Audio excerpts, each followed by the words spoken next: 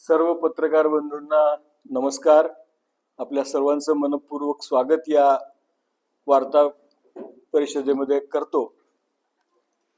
आणि माझ्या मनामध्ये जे विचार या सहकार संवादाच्या निमित्तानं आलेले आहेत त्याचाही उल्लेख करतो. खरं म्हणजे नगर जिल्हा हा कोऑपरेटिव्हचा गड असा मानला जातो. अनेक सहकारी संस्था इथे आहेत, सर्व प्रकारच्या सहकारी संस्था आहेत आणि उत्तम चालणारे आहेत. कारण या सर्व सहकारी संस्थांना, मग ते साखर कारखाने असो, डेअरी असेल, मोठ्या पतसंस्था किंवा बँका असतील, या सगळ्यांमध्ये एक लोकसहभाग असल्यामुळे या सर्व सहकारी संस्था या अतिशय ऊर्जित अवस्थेमध्ये चाललेल्या आहेत. पण मी राष्ट्रीय स्तरावरती या सगळ्या गोष्टींचा विचार करत असताना मला त्याच्यामध्ये एक त्रुटी जाणवली की एवढं मोठं सहकाराचं काम नगर जिल्ह्यामध्ये असताना केंद्रामधले जी सर्व प्रकारची नॅशनल फेडरेशन्स आहेत, 21 नॅशनल फेडरेशन्स आहेत, त्या 21 नॅशनल फेडरेशन्स पैकी कुठेही, अगदी इन्क्लुडिंग साखर सुद्धा, नगर जिल्ह्याचा एकही प्रतिनिधी या क्षेत्रामध्ये नव्हता. आणि म्हणून या खेपेला National Cooperative Union of India NCUI या संस्थेचे इलेक्शन्स लागल्यानंतर ही त्रुटी कुठेतरी भरून काढावी अशा विचारानं आम्ही विचार सुरू केला. कुठल्याही सहकारी संस्थेच्या, शिखर संस्थेच्या निवडणुका लढवणं हे तसं सोपं नसतं. त्याची पूर्वतयारी अगोदर 3-4 वर्षांपासून करावी लागते. काही आपल्या बेसिक सहकारी संस्थांमधनं निवडून यावं लागतं आणि मग तिकडे रिप्रेझेंटेशन मतदार म्हणून होतं. तर बघितलं तर कुठल्याच क्षेत्रामध्ये बसणारा नगर जिल्ह्यातला प्रतिनिधी नव्हता. फक्त एक आमचा कार्यकर्ता त्याच्यामध्ये सापडला.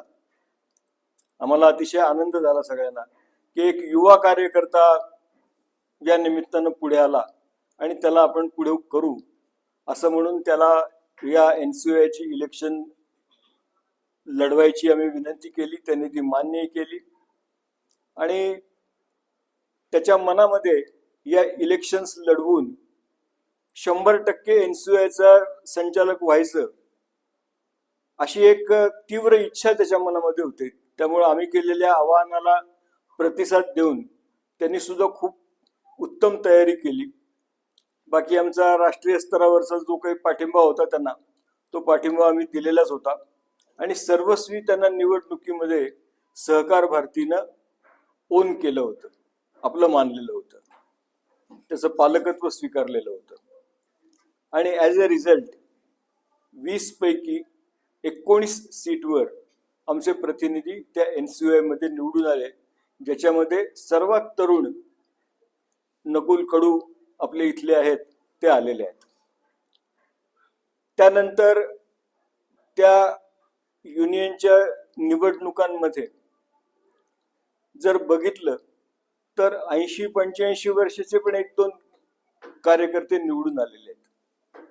खरं म्हणजे चालता येत नाही, बोलताना मान हलते, तरी पण ते पद सोडण्याची इच्छा काही होत नाही.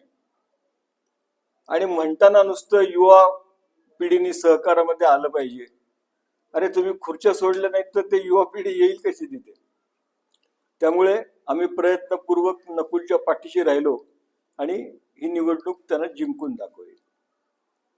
खरं म्हणजे निवडणूक जिंकणं हा काही सहकार भारतीचा मूळ उद्देश नाही.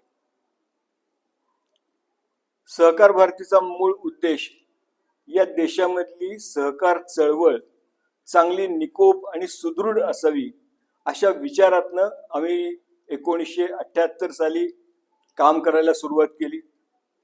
महाराष्ट्रात त्याची स्थापना झालेली असल्यामुळे महाराष्ट्रात कामाला प्रारंभ झाला.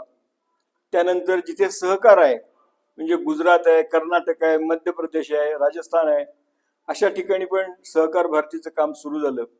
आणि आज मितीला 28 प्रदेश आणि 650 जिल्ह्यांमध्ये सहकार भारती प्रत्यक्ष कार्यरत आहे. त्यांची विधिवत कार्यकारिणी आहे, युनिट आहे. नॉर्थ ईस्ट मध्ये फक्त मिझोराम, नागालँड हे आणखीन 2 स्टेट आमचे बाकी आहेत आणि एक 2-3 केंद्रशासित प्रदेश. बाकी सर्व दूर सहकार भरतीचा व्याप हा वाढलेला आहे. सहकार भरती मुख्यतः नवनवीन प्रकारच्या सहकारी संस्था स्थापन व्हायला पाहिजेत याकरता प्रयत्न करते. सहकार क्षेत्रामध्ये काम करू इच्छिणाऱ्यांना सहकार क्षेत्रामध्ये वाव निर्माण करून देण्याचं कामही सहकार भरती करते. सहकाराला दिशा देण्याकरता काय करता येईल याच्याही निमित्तानं मंत्रालयाशी एक रॅपोर्ट मध्यस्थ म्हणून काम करतो.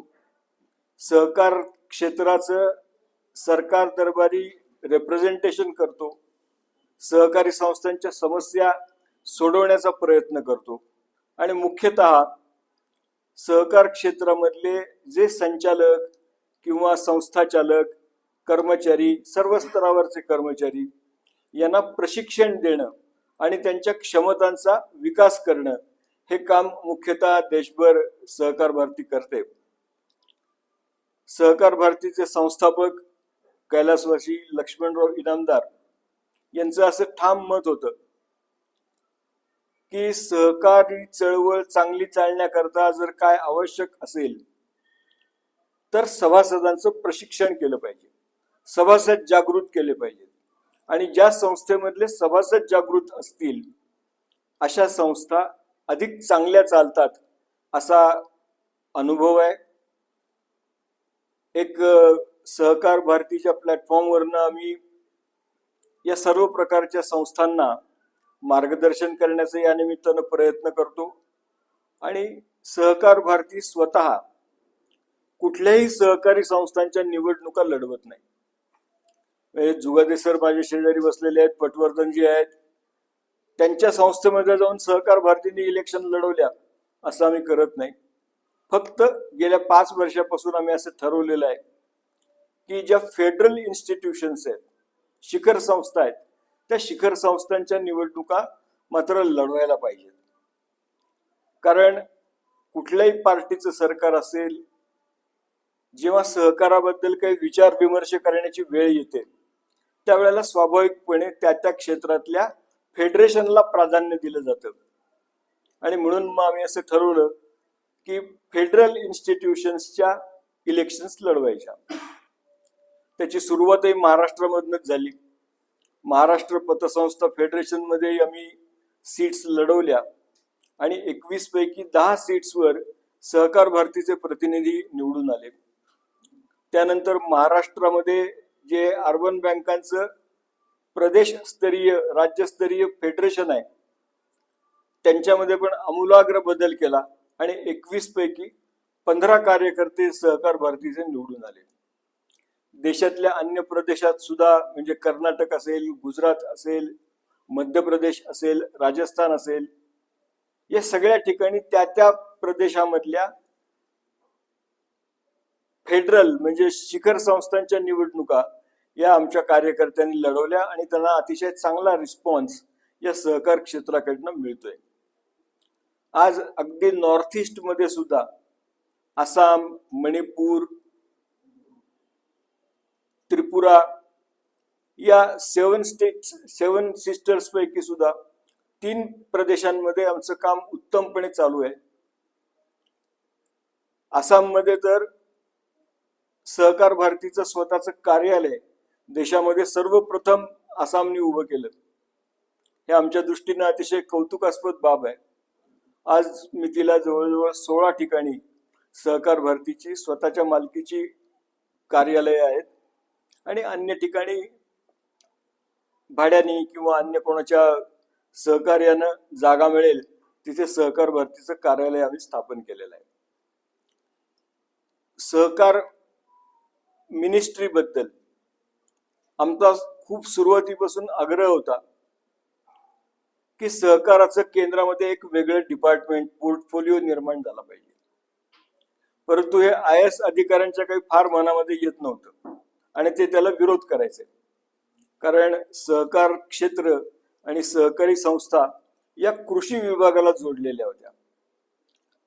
परंतु जेव्हा आपल्या देशाचे प्रधानमंत्री नरेंद्रजी मोदींनी लाल किल्ल्यावरनं घोषणा केली सहकारिता से समृद्धी, तेव्हा मात्र मग हे ब्युरोक्रेसी मधले लोक हालायला लागले आणि त्यांच्या असं लक्षात आलं की आता नवीन डिपार्टमेंट केल्याशिवाय काही पर्याय राहणार नाही.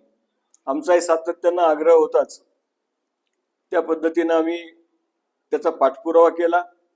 सुदैवानं 1-2-3 वर्षांमध्ये त्याला यश आलं आणि नवीन सहकार मिनिस्ट्री तयार झाली. अमित शहांसारखे अत्यंत बिझी असलेले मंत्री हे त्याची धुरा सांभाळतायत आणि या सहकार क्षेत्रामध्ये अतिशय संथ गतीनं पण आमूलाग्र परिवर्तन करण्याची योजना अमित शहाजींच्या मनामध्ये आहे. वेळोवेळी आम्ही त्यांना आमचे फीडबॅकही देत असतो. त्याचबरोबर सहकार भारतीतला केंद्राचं जे बजेट आहे, युनियन बजेट, ते करण्यापूर्वी प्री बजेट कन्सल्टेशनच्या बैठका होत असतात वेगवेगळ्या गटांच्या बरोबर. तशी सहकार भारती बरोबर सुद्धा या अर्थमंत्र्यांची साधारण नोव्हेंबर-डिसेंबर मध्ये एक विस्तृत भेट अर्ध्या दिवसांची ही होते आणि आमचा फीडबॅक सहकार क्षेत्राबद्दलचा अर्थमंत्र्यांनाही जवळजवळ 2015 पासून प्रत्येक वर्षी आम्ही मांडत आलेले आहोत. त्यातल्या काही गोष्टी या सरकारनं पूर्ण केलेल्या आहेत. कुठल्याही सगळ्या मागण्या एकदम मान्य होत नसतात, परंतु आम्ही पाठपुरावा मात्र त्याचा कायम चालू ठेवतो. उदाहरणार्थ पतसंस्था असतील या विकास संस्था असतील, डेअरीज असतील, यांना डिपॉझिट मोबिलाइज करण्याची खूप मोठी क्षमता आहे, पण त्यांना इन्शुरन्स कव्हरेज नसल्यामुळे त्याला मर्यादा येतात. आम्ही पहिल्यांदा जेव्हा ही मागणी केली त्यावेळेला अमित शहानी ती फेटाळूनच लावली. मला म्हणाले, उदयजी ये सारे लोग बीमार है, किसी को टाइफाइड हुआ है, किसी को हार्ट प्रॉब्लम है, किसी की किडनी खराब हुई है, ऐसे लोगों को कौन बीमा कव्हरेज देगा. तरी आम्ही त्याचा पाठपुरावा केला आणि त्यांना कन्व्हिन्स केलं की हा आयुर्विमा नाहीये. एखादी संस्था मिसमॅनेजमेंटमुळे बंद पडली तर सभासदांना, ठेवीदारांना काही इन्शुरन्सचं प्रोटेक्शन असलं पाहिजे. हा विचार पटला आणि त्यांनी जे केंद्र सरकारमध्ये सहकार विभागात ॲडिशनल सेक्रेटरी आहेत श्री पंकज बन्सल यांच्याबरोबर चर्चा करून त्यांना या सगळ्याचा एक प्राथमिक रिपोर्ट द्यायला सांगितलेला आहे आणि त्यांना रेकमेंडेशन्स पण या बाबतीत द्यायला सांगितलेले आहेत. पंकज बन्सल साहेब या बाबतीमध्ये अतिशय पॉझिटिव्ह आहेत आणि कदाचित या बजेटमध्ये नाही पण पुढच्या बजेटमध्ये नक्की या सगळ्या गोष्टींचा समावेश होईल असा विश्वास मला या निमित्तानं वाटतो. आणि नगर जिल्ह्याचं रिप्रेझेंटेशन नॅशनल लेवलला करण्याची पहिली संधी मिळाली आहे. आमची अशी इच्छा आहे नगर जिल्ह्यावरती कॉन्सन्ट्रेशन करून नगर जिल्ह्यातल्या अतिशय प्रामाणिक चांगल्या पद्धतीनं काम करणाऱ्या कार्यकर्त्यांना राष्ट्रीय स्तरावरती सुद्धा एक प्रतिनिधित्व मिळावं अशा प्रकारचा प्रयत्न इथून पुढे सहकार भारती करणार आहे. पुढच्या 1.5 वर्षांमध्ये म्हणजे 2028 साली सहकार भारतीचं सुवर्ण महोत्सवी वर्ष सुरू होतं. 50 वर्ष पूर्ण होतील. त्या 50 वर्षांच्याही निमित्तानं काही विशेष कार्यक्रम, उपक्रम राबवण्याचं सहकार भारतीने ठरवलेलं आहे. त्याच्या काही योजना आता तयार करण्याचं काम चालू आहे. लवकरच आम्ही त्याच्याबद्दल सुद्धा अधिक माहिती आपल्या सर्वांना देऊ. तुर्तास इतकंच माझं निवेदन जे थोडंसं लांबलेलं आहे ते पूर्ण करतो. धन्यवाद. जगामध्ये अनेक ठिकाणी आहेत, भारतामध्येच ते नव्हतं आणि म्हणून रिझर्व्ह बँकेने त्याच्याकरता एक कमिटी नेमली आणि त्या कमिटीने असं रेकमेंड केलं की आपल्या देशामध्ये अम्ब्रेला ऑर्गनायझेशन असली पाहिजे. National federation of urban banks and credit societies म्हणजे नॅफकब या नावाचं एक नॅशनल फेडरेशन आहे अर्बन बँकांचं. त्या नॅशनल फेडरेशनला केंद्र सरकारनं हे अम्ब्रेला ऑर्गनायझेशन चालू करण्याचा परवाना दिला, कन्सेंट लेटर दिलं आणि मग त्या फेडरेशननी हे अम्ब्रेला ऑर्गनायझेशन स्थापन केलंय. ही एक काय म्हणतात त्याला, स्मॉल स्केल बँक जशी आहे तशी स्मॉल स्केल बँकेसारखी एक कंपनी ऍक्ट मध्ये रजिस्टर झालेली संस्था आहे. ते आपल्या मेंबर्स कडनं आणि ठेवींवरती काही ठराविक प्रमाणामध्ये 8 पैसे, 10 पैसे, 12 पैसे वर हजारी असा प्रीमियम घेतील आणि त्या प्रीमियम मधनं या सर्व संस्थांना संरक्षण देण्याचं काम करतील. पहिल्या टप्प्यामध्ये त्यांच्याकडे जवळजवळ 350 कोटी रुपयांचं भाग भांडवल जमा झालेलं आहे. आणि आत्ताच नुकतंच मागच्या आठवड्यामध्ये आपल्या महाराष्ट्रामध्ये बंद पडलेली जी एक अपेक्स कोऑपरेटिव्ह बँक होती, त्या अपेक्स कोऑपरेटिव्ह बँकेची प्रॉपर्टी आहे 5 मजली एक इमारत आहे फोर्टमध्ये, त्यातले 2 मजले या अम्ब्रेला ऑर्गनायझेशनच्या ऑफिस करता म्हणून केंद्र सरकारने दिलेले आहेत. आणि त्यांच्याकडे जे सरप्लस पैसे होते की जे कुठे वाटता येणार नाहीत, आता सर्वांचे पैसे वाटून झालेले आहेत, असा सरप्लस आहे, तो सरप्लस सुद्धा या अम्ब्रेला ऑर्गनायझेशनला आर्थिक स्टॅबिलिटी यावी म्हणून त्यांच्याकडे सुपूर्द केलेला आहे. पहिल्या फेजमध्ये त्यांनी टेक्नॉलॉजिकल सपोर्ट सर्व बँकांना देण्याचं ठरवलेलं आहे, त्याप्रमाणे योजना केलेल्या आहेत. त्यानंतर debit card, credit card, QR code याची सुद्धा एक मास्टर एजन्सी त्यांच्याकडे आहे आणि ती बँकांना अतिशय कमी शुल्कामध्ये देणार आहेत. 500 कोटीच्या आतल्या साधारणतः 800 बँका आहेत. त्यांना टेक्नॉलॉजी करता किंवा सायबर सिक्युरिटी करता जेवढी भांडवल गुंतवणूक करायला पाहिजे तेवढी करता येत नाही आणि म्हणून क्लाउड सर्व्हिस सुद्धा या अम्ब्रेला ऑर्गनायझेशननी या अशा छोट्या बँकांना उपलब्ध करून द्यायचं ठरवलेलं आहे. म्हणजे त्यांना मोठे सर्व्हर्स विकत घेणं किंवा त्या सर्व्हर्सची कपॅसिटी वारंवार वाढवणं किंवा परत नवीन सर्व्हर 2-4 वर्षांनी घेणं अशा प्रकारची काही गरज लागणार नाही. असे टेक्नॉलॉजिकल सपोर्ट हे सुरुवातीच्या काळामध्ये अम्ब्रेला ऑर्गनायझेशन देणार आहे. आणि जसे जसे अधिक पैसे या अम्ब्रेला ऑर्गनायझेशनकडे जमा होतील तसं पुढे अडचणीत आलेल्या संस्थांना एक फायनान्शियल सपोर्ट देण्याची अम्ब्रेला ऑर्गनायझेशनची गरज आहे. रिझर्व्ह बँकेने सुद्धा असं म्हटलं होतं की नवीन बँकांना लायसन्स द्यायची असतील किंवा काही मोठ्या पतसंस्थांना बँकेमध्ये कन्व्हर्ट करायचं असेल तर अम्ब्रेला ऑर्गनायझेशन आपल्या देशामध्ये असली पाहिजे असा आग्रह RBIने धरलेला होता. आता हा मार्ग आपण पूर्ण केलेला आहे आणि म्हणून परवाच मॉनिटरी पॉलिसी 6 महिन्यांची डिक्लेअर करताना रिझर्व्ह बँकेने असं डिक्लेअर केलेलं आहे की आम्ही आता इथून पुढे ऑन टॅप म्हणजे मागेल त्याला अर्बन कोऑपरेटिव्ह बँकेचं लायसन्स द्यायची योजना तयार केलेली आहे. त्याला आमचं तत्वतः मान्यता आम्ही दिलेली आहे. त्याचे एंट्री पॉइंट नॉर्म्स जे आहेत ते अजून ठरलेले नाहीत. रिझर्व्ह बँकेचा आग्रह फार मोठ्या एंट्री पॉइंट नॉर्म्सचा आहे. आम्ही त्यांना असं म्हटलं की एवढे मोठे जर एंट्री पॉइंट नॉर्म्स ठरवले म्हणजे 300 करोडचं कॅपिटल, 300 करोडचं नेटवर्थ, हे पहिल्या टप्प्यामध्ये काही जमणार नाही. कारण कोऑपरेटिव्ह संस्थेमध्ये गुंतवणूक करत असताना एन ब्लॉक म्हणजे मोठ्या प्रमाणावर कोणी गुंतवणूक करत नाही. कारण सहकाराचं एक तत्व आहे 1 पर्सन 1 वोट. त्यामुळे मी 25,000चे शेअर्स घेतले तरी मला एकच मत, 100 रुपयाचा एक शेअर घेतला तरी एकच मत. त्यामुळे सहकारी संस्थांना इतकं मोठं कॅपिटल हे पहिल्या फेज मध्ये मिळू शकत नाही. त्यामुळे या क्षमता आणि नॅचरल लिमिटेशन्स विचारात घेऊन त्याचे एंट्री पॉइंट नॉर्म्स सुचवावेत असं आम्ही सजेस्ट केलेलं आहे. त्याच्याबद्दलची चर्चाही चालू आहे. यथावकाश ज्या काही डेव्हलपमेंट्स होतील त्या आपल्या समोर येतीलच. की वसुलीवरच खरं म्हणजे कुठल्याही आर्थिक संस्थेचं यश अवलंबून असतं.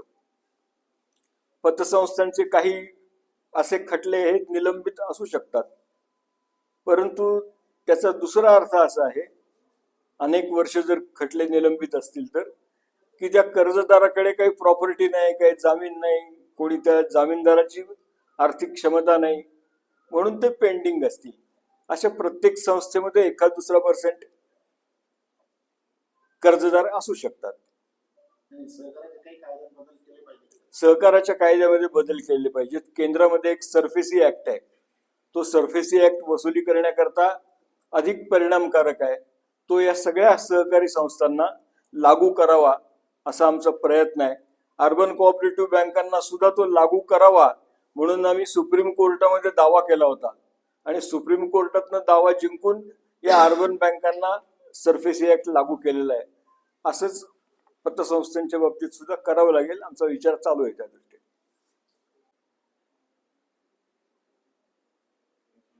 राज्य कमिटीवर कशा प्रकारे कामकाज सुरू असते? सर्वांना नमस्कार. मी विवेक जुगादे, नागपूरला असतो, सहकार भारतीचा महाराष्ट्र प्रदेश महामंत्री आणि राज्याचं जे आता सहकार धोरण बनत आहे त्या उच्चस्तरीय समितीचा सदस्य आणि राज्याचा जो कायदा बनणार आहे आता नवीन जे काही बदल होणार आहे त्याही समितीचा मी सदस्य आहे. आज आम्ही सर्वजण अहिल्यानगरमध्ये आणि या शिर्डीमध्ये सहकार संवाद कार्यक्रमाच्या निमित्ताने एकत्र आलो आहे. या जिल्ह्यामध्ये संपूर्ण सहकारी संस्थांना एकत्र करून त्यांच्या अडचणी, समस्या आणि त्यांना मार्गदर्शन करण्याकरता आजचा हा आम्ही एक कार्यक्रम ठेवला आहे. या ठिकाणी जे पतसंस्था फेडरेशनचा एक मोठा हॉल आहे शिर्डीला, बुलढाणा अर्बन, त्या ठिकाणी आता हा कार्यक्रम थोड्या वेळात सुरू होईल. संपूर्ण जिल्ह्यामधनं जवळजवळ 300 ते 350 कार्यकर्ते आज या सहकार संवाद कार्यक्रमात उपस्थित राहणार आहेत. मला सांगायला अतिशय आनंद होतो की अमित शहा साहेबांनी 2021 मध्ये सहकार मंत्रालय, जे केंद्रीय सहकार मंत्रालय, त्याची धुरा सांभाळली आणि आपल्या देशाचं एक चांगलं सक्षम असं सहकार धोरण आता तयार झालं आहे आणि त्या अनुषंगाने आता संपूर्ण राज्याचं सहकार धोरण व्हावं अशी त्यांची इच्छा होती आणि म्हणून महाराष्ट्रामध्ये या महाराष्ट्राचे मुख्यमंत्री देवेंद्रजी फडणवीस यांच्या मार्गदर्शनाखाली एक चांगली कमिटी नेमण्यात आली आहे. स्वतः सहकार मंत्री बाबासाहेब पाटील त्या कमिटीचे अध्यक्ष आहे आणि त्याच्यामध्ये जवळजवळ 32 असे वेगवेगळ्या क्षेत्रातले कार्यकर्ते आहे की ज्यांचा त्याच्यामध्ये समावेश आहे. त्याच्यामध्ये सहकार राज्यमंत्री डॉक्टर पंकजी भोयर आहे, सहकार सचिव आहेत, सहकार आयुक्त आहेत, सहकारातले काही मोठे गणमान्य अधिकारी आहेत, त्याच्यासोबतच सहकार क्षेत्राचं ज्यांना ज्ञान आहे, जे चांगलं काम करतात, अशा 32 लोकांची ही कमिटी आहे. सहकार भारती म्हणून आम्ही या कमिटीमध्ये खूप चांगलं काम करतो आहे. याच्या 2 बैठकी आतापर्यंत झाल्या आणि सहकार भारती म्हणून आम्ही एक गोष्ट मात्र ठरवली आहे की राज्याचं जे सहकार धोरण आहे हे या 30 लोकांनी एसी कॅबिन मध्ये बसून ठरवू नये, तर लोकांमध्ये जावं, लोकांशी संवाद साधावा आणि लोकसहभागातून हे सहकाराचं धोरण बनावं. आणि म्हणून मी प्रदेशाचा महामंत्री या नात्याने एक संकल्प केला की संपूर्ण जिल्ह्यामध्ये मी अशा मोठ्या कार्यक्रमांचं आयोजन करील आणि आजपर्यंत जवळजवळ 40 कार्यक्रम वेगवेगळ्या जिल्ह्यांमध्ये मी घेतले आहेत आणि 25 ते 30 हजार सहकारातल्या लोकांशी मी संवाद साधलाय, ज्यांच्या माध्यमातून अनेक चांगल्या सूचना, हे सहकार धोरण कसं बनावं, याच्यामध्ये काय परिवर्तन व्हावं, अशा सूचना आम्हाला आल्या आहेत. प्रामुख्याने हे जे राज्याचं सहकार धोरण आपल्याला माहिती आहे की आपल्या देशामध्ये जवळजवळ 6.5 ते 7 लाख सहकारी संस्था आहेत आणि जवळजवळ 30 ते 35 कोटी लोक हे सहकार क्षेत्राशी जोडल्या गेले आहेत. महाराष्ट्राचं योगदान याच्यामध्ये प्रचंड मोठं आहे. म्हणजे या 6.5-7 लाख सहकारी संस्थांपैकी 2.5 ते 2.25 लाख सहकारी संस्था या केवळ महाराष्ट्रात आहे आणि महाराष्ट्राची आपली लोकसंख्या बघितली तर एक 12 ते 13 कोटी आहे आणि महाराष्ट्रामध्ये सहकार क्षेत्राशी जोडल्या गेलेल्यांची संख्या ही जवळजवळ 8 कोटी आहे. इतकी मोठी जबाबदारी आपल्यावर असताना आपण हे सक्षम सहकार धोरण बनवावं याच्याकरता आम्ही प्रयत्न करतो आहेत. काही मुद्द्यांवर आम्ही चांगला अभ्यास केलाय. आमचं पहिलं तर मागणी अशी आहे की हे राज्याचं सहकार धोरण हे राजकारण मुक्त असावं. या महाराष्ट्रामध्ये आपण आता सुद्धा काही संस्थांचा ज्या वेळेला उल्लेख केला की राजकीय लोकांचा शिरकाव या सहकारी संस्थांमध्ये होतोय आणि त्याच्यामुळे कुठेतरी या सहकार क्षेत्रावर प्रश्नचिन्ह, अविश्वासाचं वातावरण निर्माण होत आहे की काय, अशी शंका उपलब्ध होते आहे. म्हणून हे केवळ सामाजिक कार्यकर्त्यांच्या माध्यमातून हे सहकार क्षेत्र चालावं, राजकारण मुक्त सहकार असावा, असा आम्ही एक नारा या निमित्ताने दिलाय. दुसरा नारा आमचा असा आहे की भ्रष्टाचार मुक्त सहकार. राजकारण, सहकार आणि भ्रष्टाचार हे इक्वेशन झालंय आणि म्हणून कुठेतरी यावर प्रश्नचिन्ह निर्माण झालाय की सहकारी संस्थांमध्ये भ्रष्टाचार चालतो, पण असं नाहीये. काही त्याला अपवाद असू शकतात, पण आज जी काय महाराष्ट्राने प्रगती केली आहे ती सहकार क्षेत्राच्या माध्यमातूनच केली आहे. आपल्या अहिल्यानगर जिल्ह्यामध्ये सुद्धा आपण बघू शकतो की ज्या पद्धतीने ते सहकार वाढला आहे आणि खरंच लोकांना रोजगार, स्वयंरोजगार आणि त्यांचं आर्थिक जीवनमान सुधारण्याचं काम या सहकार क्षेत्राच्या माध्यमातून केलं आहे. आणि स्वच्छ सहकाराकडे आपण ज्यावेळेला एक पाऊल टाकू आणि भ्रष्टाचार मुक्त सहकार ज्यावेळेला आपण निश्चितपणे करू, ते क्षेत्र अधिक गतिमान होईल, यात बिलकुल शंका नाही. भ्रष्टाचार म्हटल्यानंतर कुठे एका ठिकाणी तो होत नाही, त्याच्याकरता सहकारी संस्थाही कारणीभूत असतात, त्याच्याकरता प्रशासन सुद्धा कारणीभूत असतं, त्याच्याकरता शासन सुद्धा कारणीभूत असतं. या सगळ्या स्तरावरचा भ्रष्टाचाराचा समूळ नायनाट करण्याचा संकल्प आम्ही सहकार भारतीने घेतला आहे. या सहकार धोरणामध्ये महिलांचा आणि युवकांचा मोठ्या प्रमाणात सहभाग व्हावा अशी सुद्धा आम्ही मागणी केलेली आहे. महिलांमध्ये प्रचंड प्रमाणात कार्यक्षमता असते, पण कुठेतरी ते या सहकार क्षेत्रात मागे पडताय. त्यांना सुद्धा एक सन्मानाचं स्थान या निमित्ताने मिळावं, त्याकरता आम्ही चांगलं धोरण महिलांचा याच्यामध्ये सहभाग व्हावा याच्याकरता करतोय. युवकांचा जसा प्रश्न आहे की आपण बघतो की साधारणतः सहकार क्षेत्र ज्यांनी स्थापन केलं अजूनही ते आतापर्यंत आहेत, म्हणजे 40-40, 50-50 वर्ष ते लोक राहतात, युवकांना संधी मिळत नाही. आणि म्हणून भारतीय रिझर्व्ह बँकेला निर्णय घ्यावा लागला की तुम्हाला तर 10 वर्ष झाली पूर्ण, आता तुम्ही घरी थांबा, नवीन लोकांना संधी द्या. ही संधी ज्यावेळेला भारतीय रिझर्व्ह बँकेने उपलब्ध करून दिली त्यावेळेला युवकांना संधी मिळेल. पण स्वतःहून मात्र आता लोकांना असं वाटायला पाहिजे की नवीन पिढीच्या हातात आपण हा सहकार सोपवला पाहिजे. त्याच्याकरता युवकांचं स्थान सुद्धा सहकारात चांगलं असलं पाहिजे, असा दृष्टीने आम्ही निर्णय घेणार आहे. महाराष्ट्रामध्ये जसं देशाचं सहकार धोरण झालं त्याच्यामध्ये पॅक्सवर जास्ती भर त्याच्यामध्ये देण्यात आला, पण महाराष्ट्रामध्ये चित्र वेगळं आहे. महाराष्ट्रामध्ये जवळजवळ 52 प्रकारच्या सहकारी संस्था चालतात आणि त्याच्यामध्ये आपण बघितलं तर अगदी सहकारी बँका, राज्य सहकारी बँका, जिल्हा मध्यवर्ती सहकारी बँका, पतसंस्था, कर्मचारी पतसंस्था, दुग्ध क्षेत्रात काम करणाऱ्या, मत्स्य क्षेत्रामध्ये काम करणाऱ्या, आरोग्याशी निगडीत हॉस्पिटल, बचत गट, हाऊसिंग सोसायट्यात, असे 52 आयाम सहकारातल्या महाराष्ट्रामध्ये आहे. आणि म्हणून हे सहकाराचं राज्याचं धोरण करताना सेक्टर वाईज ते करावं अशी सुद्धा आमची मागणी आहे. आणि त्या निमित्ताने एक चांगलं धोरण बनावं असा सहकार भारतीचा मानस आहे. याच्या 2 बैठकी आतापर्यंत झाल्या, त्याच्यामध्ये वेगवेगळे मुद्दे आम्ही सहकार भारतीच्या माध्यमातून मांडले. आणि या कमिटीचे अध्यक्ष या राज्याचे सहकार मंत्री बाबासाहेब पाटील यांनी सुद्धा तोंड भरून प्रशंसा सहकार भारतीची केली की खरंच सहकार भारती या माध्यमातून लोकांशी संवाद साधून या राज्याचं सहकार धोरण कधी सक्षम आणि गतिमान बनलं पाहिजे याच्याकरता खरंच प्रामाणिकपणे प्रयत्न करतात. आणि त्यांनी आमच्या कार्यकर्त्यांचं अभिनंदन सुद्धा या निमित्ताने केलं आहे. आपल्या नगर जिल्ह्यामध्ये आम्ही 2 मोठे कार्यक्रम येणाऱ्या काळामध्ये घेणार आहोत. एक तर 3 आणि 4 ऑक्टोबरला नारी शक्ती सहकारिता संमेलन, एक मोठं आयोजन आम्ही या ठिकाणी करतो आहे. साधारणतः 1000 खोल्यांचा भक्त निवास, ज्याला आपण साई आश्रम म्हणतो, त्या ठिकाणी हा कार्यक्रम होणार आहे. त्या ठिकाणी आम्ही जो सभा मंडप आहे तिथे हा कार्यक्रम होईल. साधारणतः महाराष्ट्रामधल्या 36 जिल्हे आणि जवळजवळ 300 तालुक्यांमधनं 2000 महिला ज्या केवळ आणि केवळ सहकार क्षेत्रात काम करतात, म्हणजे ज्या पॅक्स मध्ये काम करतात, पतसंस्थांमध्ये, बँकांमध्ये, साखर कारखान्यामध्ये, दुग्ध सहकारी संस्थांमध्ये, मत्स्य सहकारी संस्थांमध्ये, अशा वेगवेगळ्या आयामध्ये ज्या महिला काम करतात, अशा 2000 महिला शिर्डीला त्या निमित्ताने येतील. खूप चांगला कार्यक्रम, मार्गदर्शन त्या ठिकाणी होणार आहे. एक ठराव सुद्धा आम्ही पारित करणार आहे की महिलांचा सुद्धा जास्तीत जास्त सहभाग या सहकार क्षेत्रात होण्याकरता आपल्याला काय करता येईल या दृष्टीने पण आपण प्रयत्न करणार आहोत. या दृष्टीने आम्ही काही मान्यवरांना सुद्धा निमंत्रण दिलंय, ज्याच्यामध्ये दिल्लीच्या मुख्यमंत्री माननीय रेखा गुप्ता यांना निमंत्रण दिलंय. त्यांनी तत्वतः त्याला मंजुरी दिलेली आहे. ज्या बासुरी स्वराज खासदार आहेत, सुषमा स्वराज यांच्या कन्या दिल्लीच्या, त्यांना सुद्धा आम्ही या ठिकाणी निमंत्रण दिलंय, त्यांनी त्याला मान्यता दिली आहे.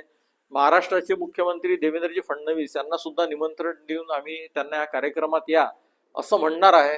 एकंदरीत महिला सक्षमीकरणाकरता हा उत्कृष्ट हा कार्यक्रम पहिल्यांदाच असं आयोजन आम्ही करतोय. आणि नगर जिल्ह्यामध्ये सहकाराचं खूप मोठं जाळं असल्यामुळे आम्ही शिर्डीचा त्या ठिकाणी निवड केली आणि हा आमचा कार्यक्रम होत आहे.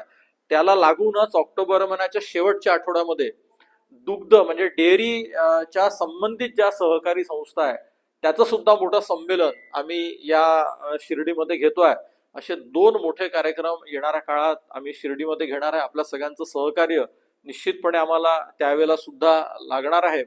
आणि सगळं माझं बोलणं समाप्त करण्याच्या आधी मी नकुल कडू जे आमचे सहकार भारतीचे प्रदेश सचिव आहेत त्यांचं अतिशय मनापासून अभिनंदन करतो की या NCUIच्या निवडणुकीमध्ये अतिशय जोरदार अशी ही निवडणूक झाली.